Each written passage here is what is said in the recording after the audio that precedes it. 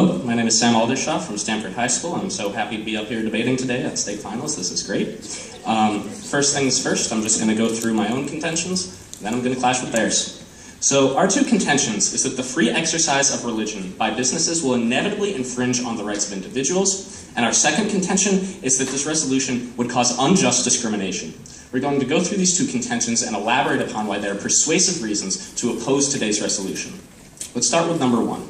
Again, the free exercise of religion by businesses will inevitably infringe on the rights of individuals. And I'm going to say from the very start of this debate that what it is going to come down to is a clash of rights, and that this is a situation where rights conflict and we need to choose the better of two options. So I'm going to show you why affirmative violates more rights, more important rights, and why it's not worth doing that. The first right that they violate is equality. What we have to acknowledge is that the democratic process, our legislator, is what passes these laws. And if they decide that these benefits are important, if they decide that birth control ought to be provided by employers, then it is not fair for religious corporations to unilaterally say that they don't want to do that. It is not appropriate for them to nullify that law. We feel that all of these corporations ought to be equal in front of these laws, and that religious exemptions are no reason for nullifying a law on their end. The second right that we'd like to discuss with you today is privacy. In order to discriminate against someone, it is necessary to have intimate knowledge about them. And we don't think that it is appropriate for the employer to have that. Furthermore, we're going to tell you that this resolution, the third right that it violates, is the right to life, because it poses a public safety risk. The most prominent example of this is in the refusal of places like Hobby Lobby in providing contraception. Contraception is a very positive thing in terms of public health. It prevents the spread of STDs if you have something like a condom, for example. And in restricting the availability of these devices, they put our population at risk, and they increase the risk of safety. Now, I noticed, I was surprised by this, they mentioned businesses as for-profit and non-profit. So they've put themselves in a little bit of an issue here, because now they're also arguing for allowing hospitals to do this. I read a great article in this packet here about how hospitals have, as a consequence of similar legislation, refused to perform abortions, refused to perform cesarean sections, refused to provide essential medical care. So we think that they have two issues on the public safety front. So those are the rights we think are being violated. We think that taken collectively, those are far more important than the freedom to discriminate on the basis of religion alone. With that said, our second contention is that this would cause unjust discrimination.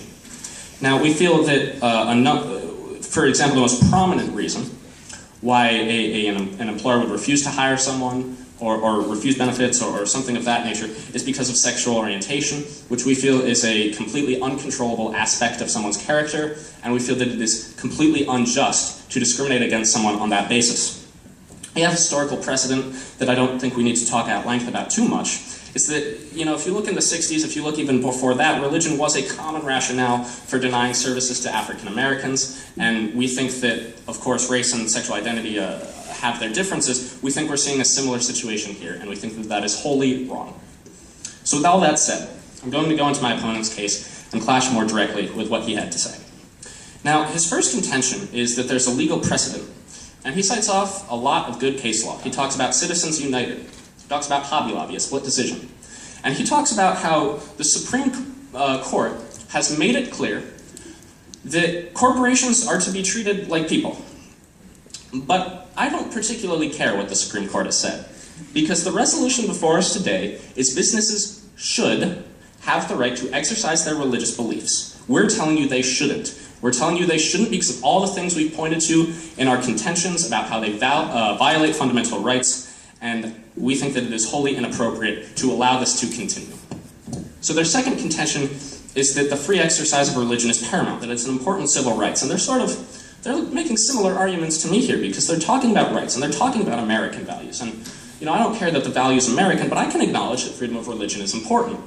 But I also acknowledge that this is a situation where there's a trade-off to be made, and this trade-off is not worth it.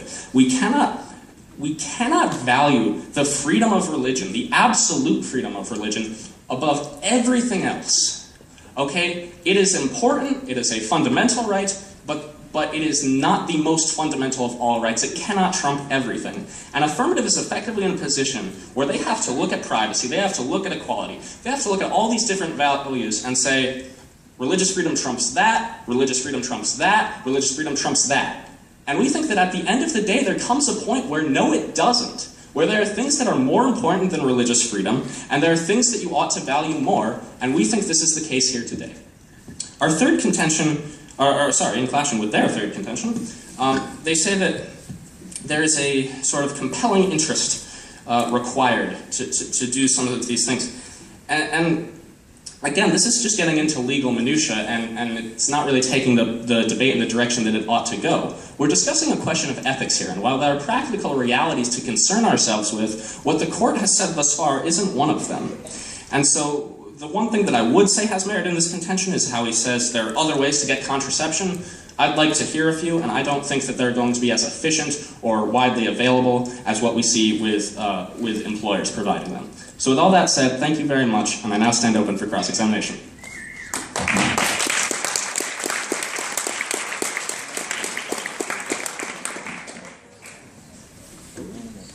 Thank you for that eloquent speech. I would like to begin with going to your first contention. You state that this violates equality, and you cite that everybody should have to obey congressional laws. However, who gets things right more often, Congress or the Supreme Court, in your opinion?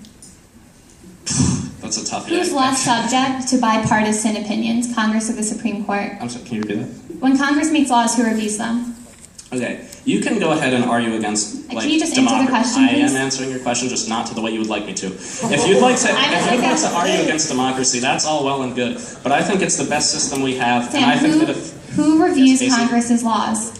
The Supreme Court, Casey. Therefore, when Congress makes a law, it is subject to review by the Supreme Court. So when the Supreme Court states that the law put forth, in the Hobby Lobby case, when the Supreme Court says that that law does not apply, why should we simply disobey that the Supreme Court's ruling? You're kind of juxtaposing things that ought not be juxtaposed. So what I'm saying here is that, like, there is a law. The law democratically said that contraception ought to be provided by employers. This is the will of the people, and there could be any number of laws like this. And when the Supreme Court overturned that law, isn't it now null and void?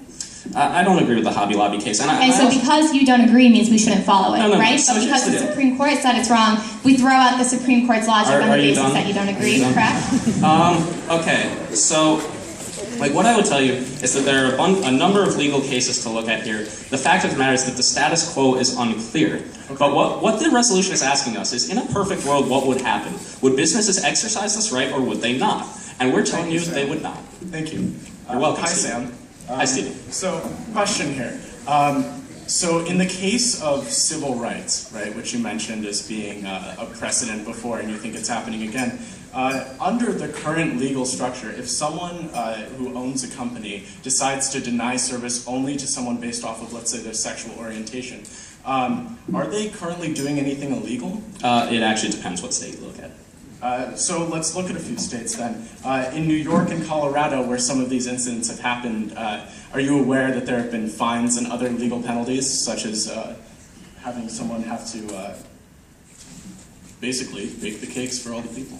Oh my God. I'm not familiar with those particular case examples. Okay, so let's say someone decides that they're only going to serve to heterosexual people, and then the homosexual community decides that they're not going to go to that bakery anymore, or not going to go to that person who has whatever service.